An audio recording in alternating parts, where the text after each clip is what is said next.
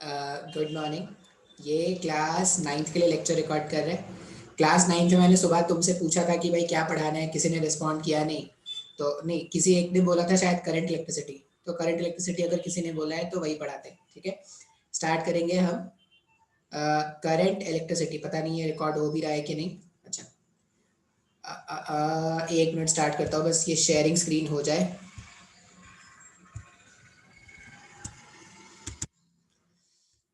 बहुत गर्मी है यहाँ पे।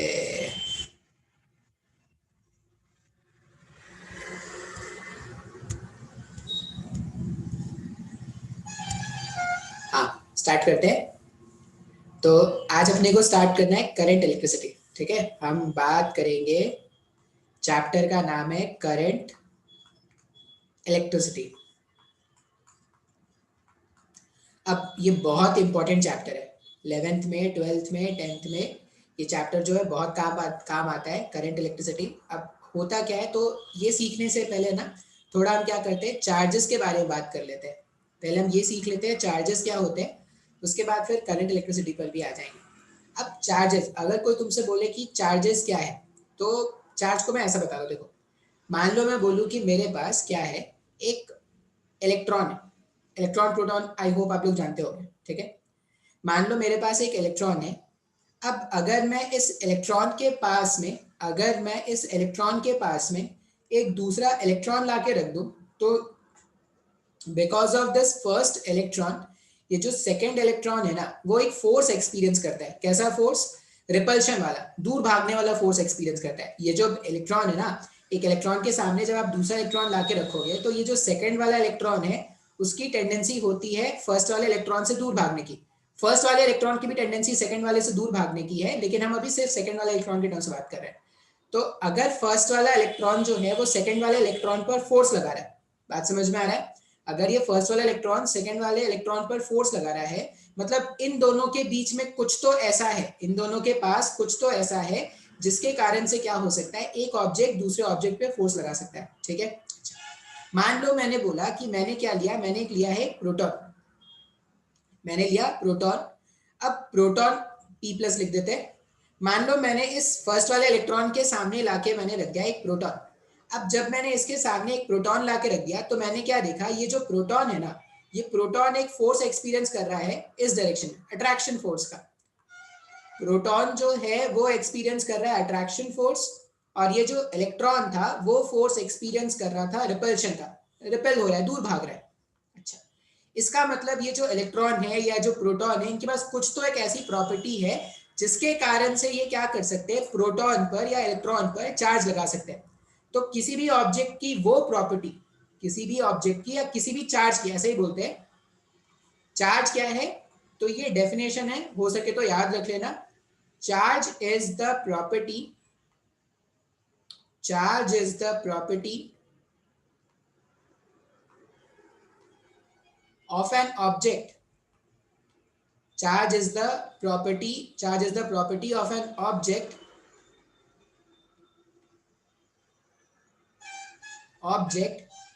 by virtue of which, by virtue of which a charge can apply, a charge can apply force on another charged object, force on another charged object. ठीक है, जैसे मैं किसी को भी पूछता हूँ ना चार्ज क्या है, तो वो मेरे को बोलता है इलेक्ट्रॉन प्रोटॉन। इलेक्ट्रॉन प्रोटॉन जो है वो चार्ज नहीं है, चार्ज एक प्रॉपर्टी है। किसी भी ऑब्जेक्ट का चार्ज क्या है, उसकी प्रॉपर्टी है जिसके कारण से वो क्या कर सकता है, दूसरे चार्ज पर फोर्स अप्लाई कर सकता है। तो आज के बाद से सीधा अगर आपसे कोई पूछे भाई चार्ज, चार्ज क्या है, जैसे डेंसिटी, तुम बोलते हो डेंसिटी तो तुम पानी बोलते हो क्या? अगर कोई तुमसे पूछता है डेंसिटी तो तुम बोलते हो पानी, ऐसा बोलते हो क्या? नहीं। डेंसिटी क्या है? पानी, पानी की एक प्रॉपर्टी है डेंसिटी, लिक्विड की एक प्रॉपर्टी होती है डेंसिटी। उसी तरह से कोई अगर आपसे पूछे चार्ज, तो आप इलेक्ट्रॉन प्रोटॉन मत बोलना। अगर कोई तुमसे पूछ रहा है चार्ज, तो सीधा बोल देते हैं इलेक्ट्रॉन प्रोटॉन। ये चार्ज है क्या? नहीं। चार्ज का पहले बेसिक डेफिनेशन तो समझो। ये तो टाइप ऑफ चार्जेस है जो बाद में देखेंगे। चार्ज का बेसिक डेफिनेशन है कि ये प्रॉपर्टी है किसका, चार्ज्ड ऑब्जेक्ट की प्रॉपर्टी होती है चार्ज, जिससे वो क्या कर सकता है, किसी दूसरे चार्ज पर फोर्स अप्लाई कर सकता है।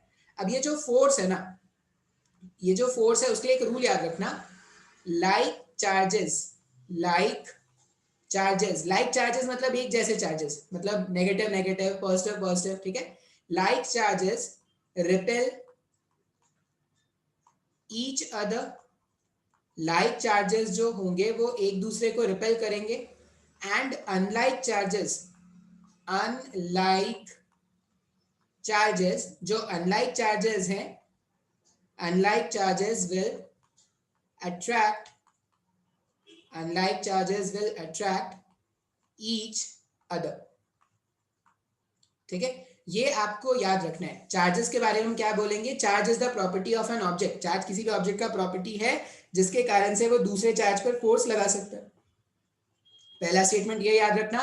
दूसरा स्टेटमेंट ये याद रखना कि अगर एक जैसे चार्ज है, अगर एक जैसे चार्ज है तो वो क्या करते हैं, रिपेल करते हैं, और अगर अनलाइक चार्जेस है तो वो क्या करते हैं, अट्रैक्ट करते हैं। अब चार्जेस, किसी भी ऑब्जेक्ट में चार्जेस कैसे डेवलप होते हैं, क्यों डेवलप होते हैं, वो भी समझते हैं। किसी भी ऑब्जेक्ट में चार्जेस क्यों डेवलप होते हैं, कैसे डेवलप होंगे चार्जेस, वो समझते हैं।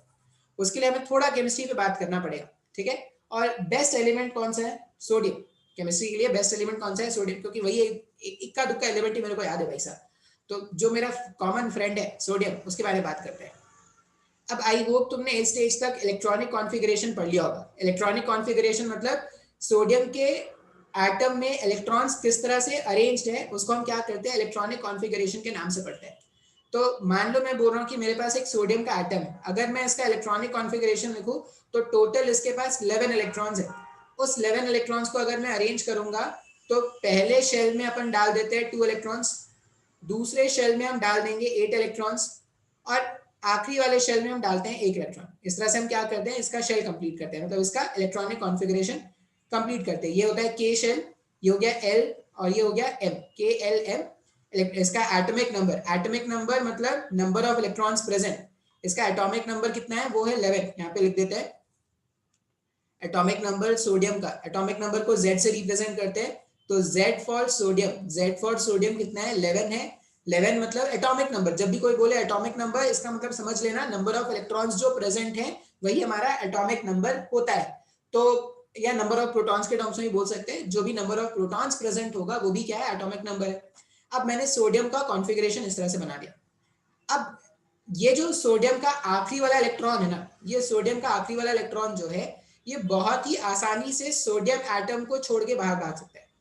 ये जो सोडियम का आखिरी वाला, ये 1 जो मैंने लिखा है ना, वो उसका लास्ट वाला इलेक्ट्रॉन है। आखिरी वाले शेल में जो इलेक्ट्रॉन है वो बहुत ही इजीली इसके एटम को छोड़ के भाग सकता है।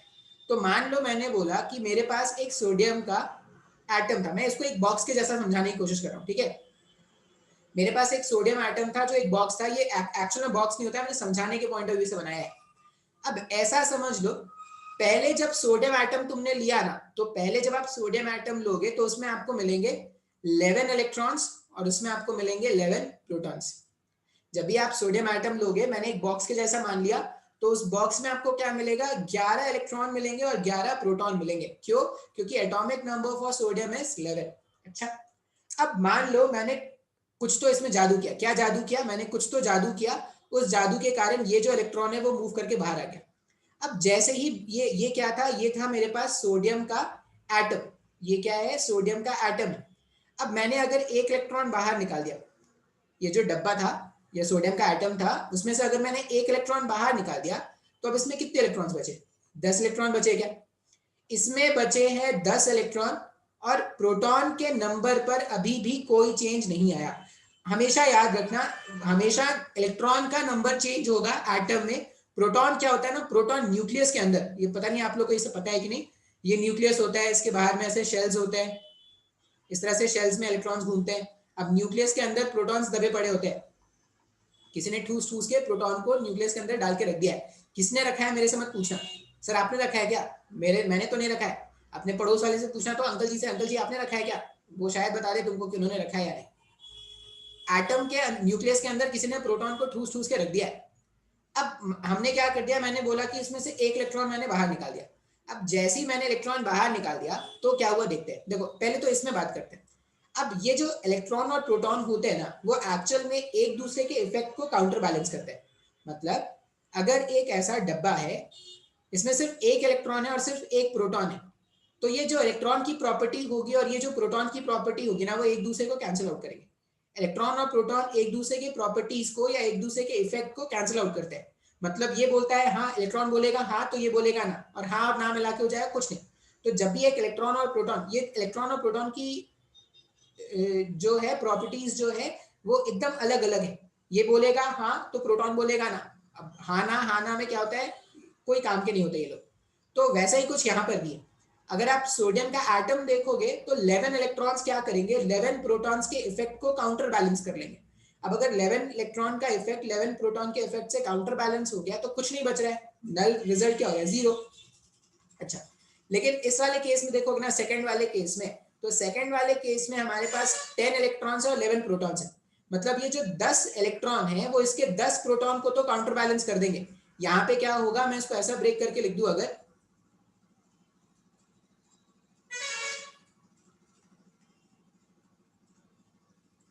टेन प्रोटॉन प्लस 1 प्रोटॉन, अब ये 10 इलेक्ट्रॉन ना 10 प्रोटॉन के इफेक्ट को काउंटर बैलेंस कर देंगे। लेकिन ये एक एक्स्ट्रा प्रोटॉन बच रहा है क्या, इसके इफेक्ट को काउंटर बैलेंस करने वाला कोई नहीं। इसका मतलब अब ये जो डब्बा है ना, अब प्रोटॉन का, अगर जब भी मैं बोलूं ना कि प्रोटॉन का कंसेंट्रेशन ज्यादा है तो समझ लेना ऑब्जेक्ट जो है वो पॉजिटिवली चार्ज है। जब भी मैं बोलूं whenever whenever concentration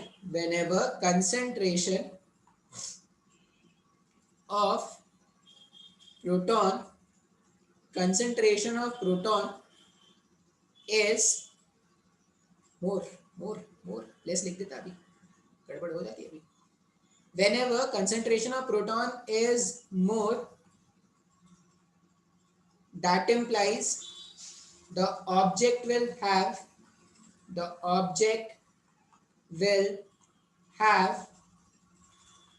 positive charge. अगर प्रोटॉन का कंसंट्रेशन ज्यादा है तो ऑब्जेक्ट जो है वो पॉजिटिवली चार्ज ऑब्जेक्ट है। तो यहाँ पर ये P प्लस जो है उसके इफेक्ट के कारण ये क्या हो जाएगा, ये हो जाएगा positively charge object, positively charge object, ये हो गया पॉजिटिवली चार्ज ऑब्जेक्ट। ठीक है भाई साहब, बिल्कुल। अच्छा, अब ये जो पॉजिटिवली, अब अगर ये चार्ज बन गया ना तो अब ये एटम नहीं है, अब इसको क्या बोलेंगे, सोडियम का आयन बोलेंगे। जैसे ये चार्ज हो गया इसको हम क्या बोलेंगे, सोडियम का आयन। अब ये सोडियम का एटम नहीं है, अब ये क्या हो गया, सोडियम का आयन हो गया। बात समझ में आ रहा है क्या? ठीक है। अच्छा, एक और एग्जांपल देखते हैं, नेगेटिव चार्जेस कैसे बनेंगे। अब आपको शायद ये समझ में आ गया कि पॉजिटिव चार्जेस कैसे बनते हैं। कभी भी एक न्यूट्रल एटम में से आप एक एक्स्ट्रा इलेक्ट्रॉन बाहर निकाल दो, इलेक्ट्रॉन जैसे ही बाहर निकालोगे आपको क्या मिल जाएगा, एक पॉजिटिवली चार्ज ऑब्जेक्ट मिल जाएगा। अच्छा, नेक्स्ट एग्जांपल लेते हैं क्लोरीन का। क्लोरीन का जो एटॉमिक नंबर है ना, atomic number for chlorine is 17। अब अगर 17 इसका एटॉमिक नंबर है तो हम क्या करते हैं, इसका जब कॉन्फ़िगरेशन लिखेंगे, इलेक्ट्रॉनिक कॉन्फ़िगरेशन, तो उसका इलेक्ट्रॉनिक कॉन्फ़िगरेशन होगा 2,8,7। बात समझ में आ रहा है? इसका मतलब मैं अगर क्लोरीन एटम को एक डब्बे के जैसा इमेजिन करूं, ये एक डब्बा है, तो Z, अगर क्लोरीन का Z इज 17, इसका मतलब इसके पास 17 इलेक्ट्रॉन्स हैं और इसके पास 17 प्रोटॉन्स भी। और ये क्या है, ये है क्लोरीन का एटम, ये था क्लोरीन का एटम। अच्छा, अब शायद आपको पता हो ऑक्टेट रूल। ऑक्टेट रूल का मतलब होता है कि जो आउटर मोस्ट शेल है उसको बैलेंस्ड होने के लिए उसके पास 8 इलेक्ट्रॉन्स होने चाहिए। अब अगर बैलेंस होने के लिए 8 इलेक्ट्रॉन होने चाहिए तो क्लोरीन क्या बोलेगा कि भाई मेरे को कोई इलेक्ट्रॉन दो। क्लोरीन तो यही बोलेगा ना कि मेरे को कोई एक इलेक्ट्रॉन दो, तो मेरी जो गरीबी है इन टर्म्स ऑफ इलेक्ट्रॉन वो खत्म हो जाएगी। तो जो सोडियम ने बाहर निकाला था ना वो क्लोरीन ही मांग रहा था। तो जैसे ही इसको तुमने एक इलेक्ट्रॉन ऐड कर दिया, जैसे ही तुमने इसको एक इलेक्ट्रॉन ऐड कर दिया, तो अब ये जो डब्बे के अंदर का स्ट्रक्चर है, यहाँ पे क्या हो जाएगा, एक इलेक्ट्रॉन अगर आपने ऐड कर दिया, अब इसके पास है 18 इलेक्ट्रॉन, इसके पास हो गया 18 इलेक्ट्रॉन, लेकिन प्रोटॉन अभी भी कितने हैं, प्रोटॉन अभी भी 17 है क्या? प्रोटॉन में तो कोई चेंज नहीं आया, प्रोटॉन का नंबर पहले जितना था अभी भी उतना ही होगा। अब हो गया इसके पास 18 इलेक्ट्रॉन्स और 17 प्रोटॉन्स। अगर आप यहां पर देखोगे, इस 17 प्रोटॉन को मैं क्या लिख सकता हूं, 17 इलेक्ट्रॉन प्लस 1 इलेक्ट्रॉन एक्स्ट्रा, ऐसे लिख सकते हैं क्या? अब ये जो 17 इलेक्ट्रॉन है वो 17 प्रोटॉन के इफेक्ट को काउंटर बैलेंस कर देंगे, और ये जो एक्स्ट्रा इलेक्ट्रॉन है ना वो इस डब्बे को क्या कर देगा, नेगेटिवली चार्ज ऑब्जेक्ट बना देगा। तो अब ये क्या हो जाएगा, क्लोरीन आयन, क्लोरीन आयन या एक नेगेटिवली चार्ज ऑब्जेक्ट। अच्छा, अब हम क्या बोलेंगे, नेगेटिवली चार्ज ऑब्जेक्ट का मतलब क्या है, whenever concentration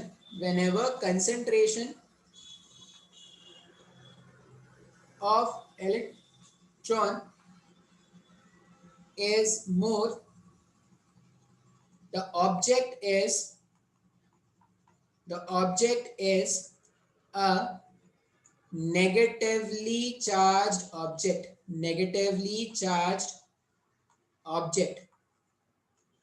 अच्छा, एक्चुअल में क्या होता है ना, प्रोटॉन्स तो मूव करते नहीं है, एक्चुअल तो इलेक्ट्रॉन्स ही मूव करते हैं। तो आप ना ये भी याद रख सकते हो कि अगर इलेक्ट्रॉन का कंसंट्रेशन ज्यादा है, तो वो नेगेटिवली चार्ज ऑब्जेक्ट है, और if the concentration of electron is less, if the concentration of electron is less, then the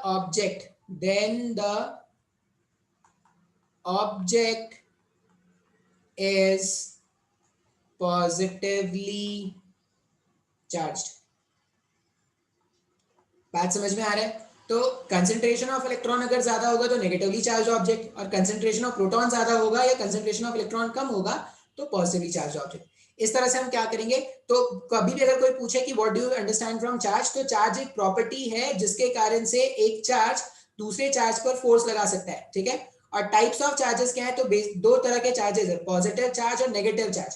positive charge का मतलब होता है कि अगर इलेक्ट्रॉन्स का कंसंट्रेशन कम है तो वो पॉजिटिवली चार्ज ऑब्जेक्ट है, और नेगेटिवली चार्ज का मतलब होता है अगर इलेक्ट्रॉन्स का कंसंट्रेशन ज्यादा है तो वो नेगेटिवली चार्ज ऑब्जेक्ट होगा। बात समझ में आया है, आई होप।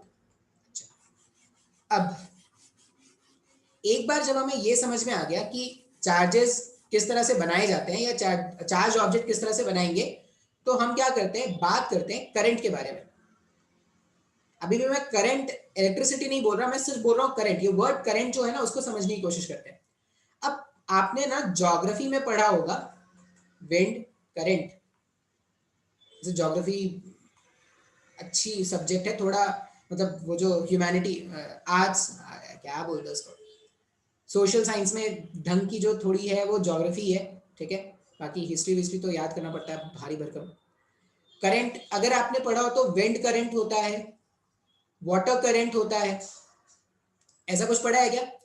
विंड करंट का मतलब होता है, अब इसको समझाने की जरूरत नहीं पड़ेगी मेरे को, विंड करंट जब भी बोलेंगे तो हम ऐसा बोलते हैं जब भी हवा बहुत तेजी से चल रही होती है, हवा जब भी बहुत तेजी से बह रही होती है, चल रही होती है, तो उसे हम बोलते हैं विंड करंट।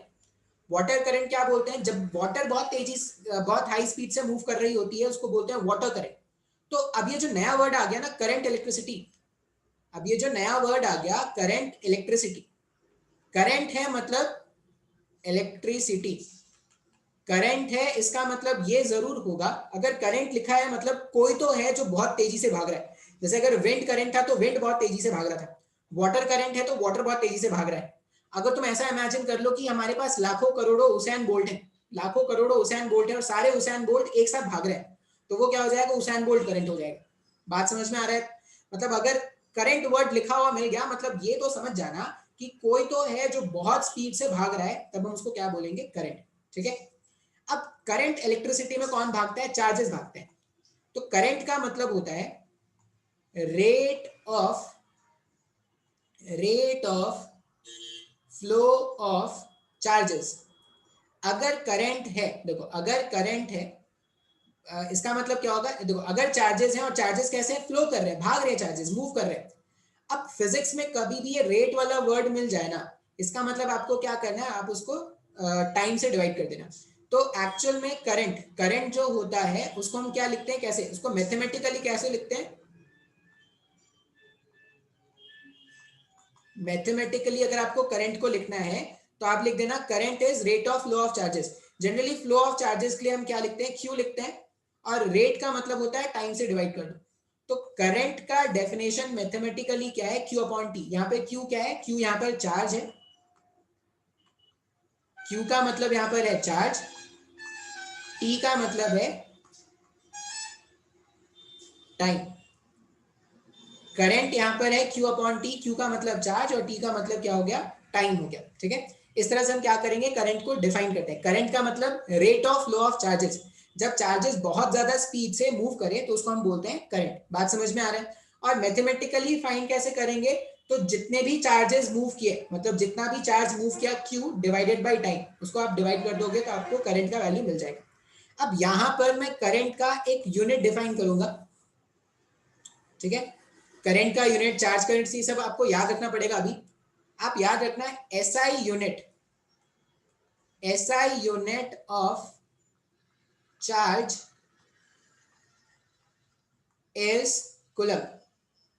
ये जो अभी मैं बोलूंगा ना, ये सब बातें आपको याद रख लेनी है। ठीक है, SI unit of charge is coulomb. Charge का एसआई यूनिट क्या है, कूलम है। अच्छा, charge on a single electron, charge on a electron, किसी भी इलेक्ट्रॉन पर अगर आपको चार्ज फाइंड आउट करना है तो इलेक्ट्रॉन का जो चार्ज होता है वो 1.6 into 10 to power minus 19 coulombs का होता है। ठीक है, अच्छा, ऐसा यूनिट ऑफ चार्ज कितना है, कूलम है। एक इलेक्ट्रॉन का चार्ज कितना हो गया, 1.6 इंटू 10 टू पावर माइनस 19। अब मान लो मैं बोलूं कि मेरे पास एक डब्बा है, इसमें 10 इलेक्ट्रॉन्स है और 9 प्रोटॉन्स है। इसमें 10 इलेक्ट्रॉन्स है और 9 प्रोटॉन्स है। मैंने बोला इस डब्बे का कितना चार्ज है वो बताओ। अब अगर इस डब्बे का चार्ज तुमसे पूछा जाएगा तो तुम क्या लिखोगे, एक इलेक्ट्रॉन का चार्ज इतना है। अगर एक इलेक्ट्रॉन का चार्ज इतना है तो इतना लिख देंगे क्या, 10 into 1.6 into 10 to power minus 19, ये लिख देंगे क्या। या प्रोटॉन का लिख देंगे 9। अच्छा, जितना चार्ज इलेक्ट्रॉन का होता है ना, इलेक्ट्रॉन का चार्ज नेगेटिव होता है, प्रोटॉन का चार्ज पॉजिटिव होता है, लेकिन दोनों का मैग्नीट्यूड सेम है। मतलब ये भी 1.6 इंटू 10 टू पावर माइनस 19 है, प्रोटॉन भी 1.6 इंटू 10 टू पावर माइनस 19 है। अच्छा, अब मैं आप यहाँ पे बोल रहा हूँ ना, इस डब्बे का मेरे को चार्ज लिखना है। पहला ऑप्शन मैंने लिख दिया 10 into 1.6 into 10 to power minus 19। दूसरा ऑप्शन में लिख रहा हूँ 9 into 1.6 into 10 to power minus 19, या मैं लिखूं सिर्फ 1.6 इंटू 10 टू पावर माइनस 19। आप सोचो कौन सा इसमें से सही होना चाहिए। ये सही है पहला जो मैंने लिखा, इलेक्ट्रॉन, एक इलेक्ट्रॉन होता तो इतना चार्ज हो, 10 इलेक्ट्रॉन है तो 10 से मल्टीप्लाई कर देंगे उतना चार्ज होगा। अच्छा, या जो प्रोटॉन है, एक प्रोटॉन होता तो इतना चार्ज होता, 9 प्रोटॉन से तो 9 से मल्टीप्लाई कर देंगे उतना चार्ज होगा क्या। मैंने तुमको अभी बताया था क्या होता है, इसके इस डब्बे के अंदर जो 9 प्रोटॉन्स थे वो 9 इलेक्ट्रॉन्स के इफेक्ट को काउंटर बैलेंस कर देंगे क्या। तो अगर 9 प्रोटॉन 9 इलेक्ट्रॉन्स के साथ काउंटर बैलेंस हो गया, इसका मतलब बच क्या रहा है, इसका जो अंदर में जो काम का बच रहा है वो सिर्फ एक इलेक्ट्रॉन बच रहा है क्या। तो अगर इसके अंदर में नेट सिर्फ एक इलेक्ट्रॉन है, मतलब जो एक इलेक्ट्रॉन का चार्ज होता वही उस ऑब्जेक्ट का चार्ज होता क्या। तो इस ऑब्जेक्ट का करेक्ट चार्ज कितना है, करेक्ट चार्ज कितना है 1.6 into 10 to power minus 19 coulombs. बात समझ में आया क्या। कभी भी किसी ऑब्जेक्ट का चार्ज पूछा जाए ना, तो आप देखना कि इलेक्ट्रॉन ज्यादा है या प्रोटॉन ज्यादा है। अगर प्रोटॉन ज्यादा है तो बोल देना पॉजिटिवली चार्ज है, अगर इलेक्ट्रॉन ज्यादा है तो बोल देना नेगेटिवली चार्ज है। और उस ऑब्जेक्ट का चार्ज कैसे कैलकुलेट करोगे, तो देखना कितने प्रोटॉन्स ने कितने इलेक्ट्रॉन्स के इफेक्ट को काउंटर बैलेंस कर दिया। अब कितने प्रोटॉन्स कितने इलेक्ट्रॉन्स के इफेक्ट को काउंटर बैलेंस करते हैं, तो जो भी बचे हुए इलेक्ट्रॉन्स या जो भी एक्स्ट्रा इलेक्ट्रॉन्स होंगे या जो भी एक्स्ट्रा प्रोटॉन्स होंगे उनके कारण जो चार्ज होगा वही ऑब्जेक्ट का चार्ज होता है। ठीक है, तो इस तरह से क्या करेंगे, किसी भी ऑब्जेक्ट का चार्ज फाइंड आउट करते हैं। तो एक्चुअल में एक स्टेटमेंट लिखते हैं, charge on any object, charge on any object is integral multiple, is integral multiple of charge on an electron। ये क्या लिख दिया सर, तो कुछ समझ में नहीं आ रहा है। सीधा सा स्टेटमेंट है, किसी भी ऑब्जेक्ट का charge, charge on any object, किसी भी ऑब्जेक्ट का जो चार्ज होगा वो n times of charge of a single electron होगा। अब n क्या है, तो n यहां पर है नंबर ऑफ एक्स्ट्रा इलेक्ट्रॉन्स और प्रोटॉन्स। n क्या है, n यहां पर है नंबर ऑफ एक्स्ट्रा इलेक्ट्रॉन्स और प्रोटॉन्स। तो तो अगर किसी भी ऑब्जेक्ट का चार्ज लिखना है तो आप बस ये देख लें कि कितना एक्स्ट्रा इलेक्ट्रॉन्स है, कितना एक्स्ट्रा प्रोटॉन्स है। अगर एक्स्ट्रा इलेक्ट्रॉन होगा तो मान लो 10 एक्स्ट्रा इलेक्ट्रॉन, तो 10 इंटू ई कर देना। अगर इन ई मतलब इलेक्ट्रॉन का चार्ज, अगर 10 एक्स्ट्रा प्रोटॉन है तो 10 इंटू पी का प्रोटॉन का चार्ज कर देना। अब अगर नेगेटिवली चार्ज ऑब्जेक्ट है ना तो उसको माइनस से लिख देना, और अगर पॉजिटिवली चार्ज ऑब्जेक्ट है उसको प्लस से लिख देना। बात समझ में आ रहा है? तो इस तरह से आप क्या करोगे, किसी भी ऑब्जेक्ट का चार्ज फाइंड आउट करोगे। ये सब स्क्रीन पॉज करके नोट कर लेना। अब करंट का अगर मेरे को यूनिट फाइंड करना है, unit of current, unit of current मेरे को फाइंड आउट करना है कि करंट का यूनिट क्या है। करंट का यूनिट में ऐसा लिखो, करंट का यूनिट फाइंड करना है मतलब क्यू का यूनिट क्या आया था अभी, कुलम, COULOUMB, या इसको सिंपल सी से भी लिख सकते हैं। टी का यूनिट क्या होता है, टी के लिए हम यूज करते हैं सेकेंड्स, या सिंपल एस रहने देते हैं। तो जो करंट है ना, करंट का जो यूनिट बनता है वो होता है कुलम पर सेकेंड। जो करंट है उसका यूनिट क्या बनता है, कुलम पर सेकेंड। अब ये जो कुलम पर सेकेंड है ना, ये जो कुलम पर सेकेंड है, कुलम पर सेकेंड, इसी को प्यार से 1 एम्पेयर कहते हैं।